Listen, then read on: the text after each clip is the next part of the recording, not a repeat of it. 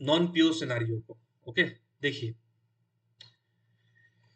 Bank से हम इसी सारे सिनारियो से हम क्या करते हैं ना, हम पेमेंट करते हैं। प्लीज स्क्रीन देखिएगा, ठीक है।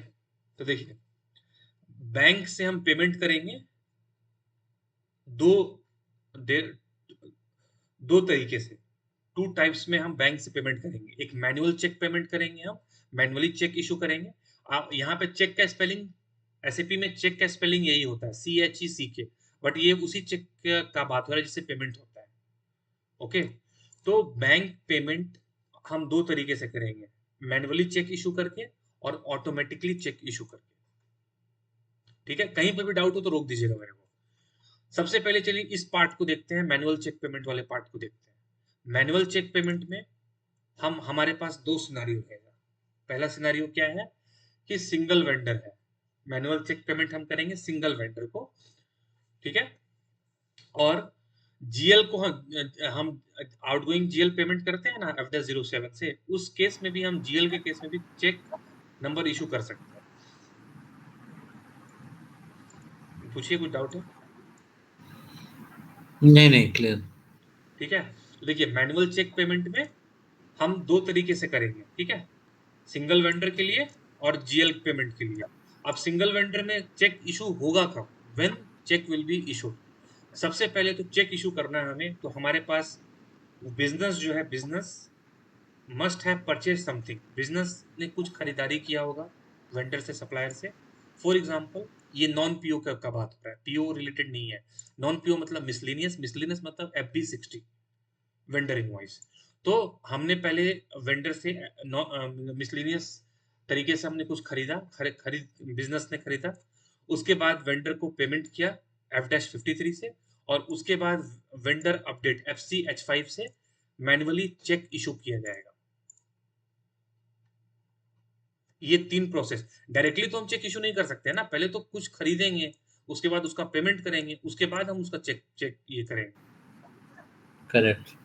चेक उसको हम चेक देंगे, तो चेक को कलेक्ट करेगा, बैंक में जाएगा, बैंक में जाके उसको इनकैश कर लेगा। ठीक है, अभी ये तो हो गया सिंगल वेंडर का केस।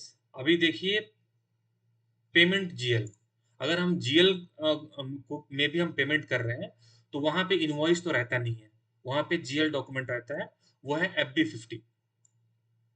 ओके, और FB50 का हम पेमेंट करते हैं कैसे, जीएल आउटगोइंग पेमेंट कैसे करते हैं हम, F-07 से।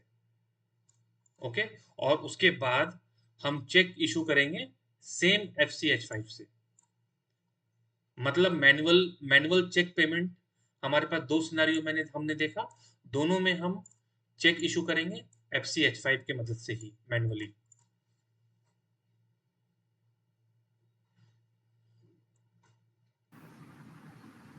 ठीक है, इसमें कुछ डाउट है तो पूछिए।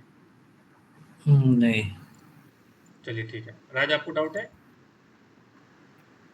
नहीं नहीं। ठीक है, चलिए आ, आज इतना ही रखिए। इसको बस समझा देता हूँ ना, एपीपी को। अच्छा अच्छा अच्छा। मैं अब मतलब कुछ नोट्स या उसको एसएपी में नहीं करूंगा, बस मैं इसको बस एक्सप्लेन कर दे रहा हूँ आप लोगों को, 5 मिनट लगेगा, बस एक्सप्लेन हाँ कर ठीक है, रहा हूँ। ठीक है। ठीक है, तो देखिए सेकंड हमने मैनुअल कर लिया। अब ऑटोमेटिक चेक पेमेंट, मतलब जब भी पेमेंट हो तो ऑटोमेटिकली हमारा चेक प्रिंट हो जाए, मतलब ऑटोमेटिकली चेक का पेमेंट हो जाए, मतलब ऑटोमेटिकली चेक जो है वो प्रिंट हो जाए।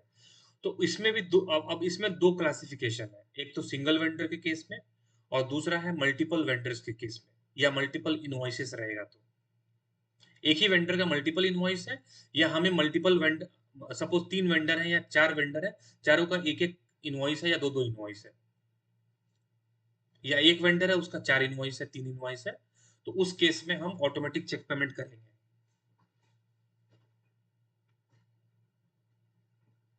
ओके, अब देखिए इसमें कैसे होगा, सब पहले चलिए सिंगल वेंडर को देखते हैं। मेथड 1, वेंडर इनवॉइस रहेगा। हम सबसे पहले वेंडर से कुछ खरीदेंगे, उसके बाद वेंडर को हम पेमेंट करेंगे। वेंडर को पेमेंट करने के बाद ऑटोमेटिक करना है हमें चेक प्रिंटिंग, FBZ5 से हम ऑटोमेटिक करेंगे। मैनुअल का FC-H5 है, यहाँ ऑटोमेटिक का सिंगल वेंडर के केस में FBZ5 है। मेथड 1। मेथड टू ये है सिंगल वेंडर में, आप सबसे पहले तो इनवॉइस इशू कीजिए, इनवॉइस इशू हो गया, उसके बाद F-58 ट्रांजैक्शन को जब आप रन करोगे, इसके साथ 3 एक्टिविटी एक ही बार में परफॉर्म हो जाएगा। क्या-क्या? वेंडर को पेमेंट भी हो जाएगा, चेक प्रिंटिंग हो जाएगा और एडवाइस प्रिंटिंग हो जाएगा। एडवाइस प्रिंटिंग में डिटेल्स रहता है वेंडर से रिलेटेड, मैं दिखाऊंगा आपको, ठीक है? तो अपने पास सिंगल वेंडर को पेमेंट, सिंगल वेंडर है हमारे पास, अगर ऑटोमेटिक चेक पेमेंट करना चाहते हैं तो 2 टी कोड है अपने पास, एक है FBZ5, एक है F-58। लेकिन FBZ5 में पेमेंट के लिए सेपरेटली करना पड़ेगा, F-58 में पेमेंट कंबाइंडली हो जाएगा, एक ही ट्रांजैक्शन से तीनों एक्टिविटी हो जाएगा।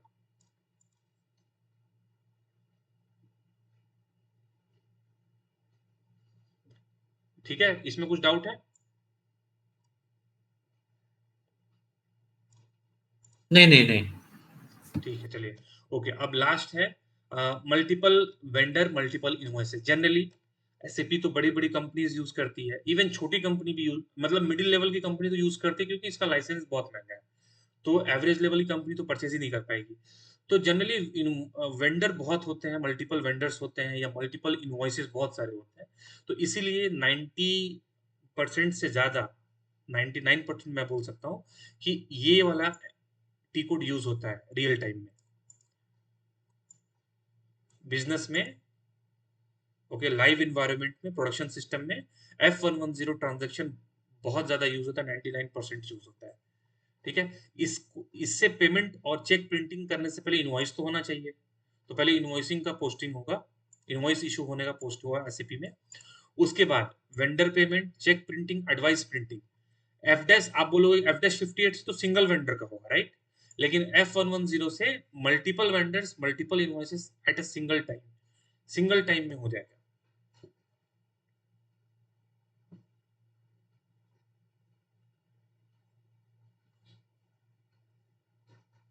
ठीक है, कुछ डाउट है तो पूछिए, बस ये यही कॉन्सेप्ट है बैंक पेमेंट का, लेकिन इसके साथ आप लोगों को बैठना पड़ेगा, इसको समझना पड़ेगा, देखना पड़ेगा, तो थोड़ा सा इसको देखिए, ठीक है? अगर कुछ बोलिए। नहीं नहीं कुछ नहीं।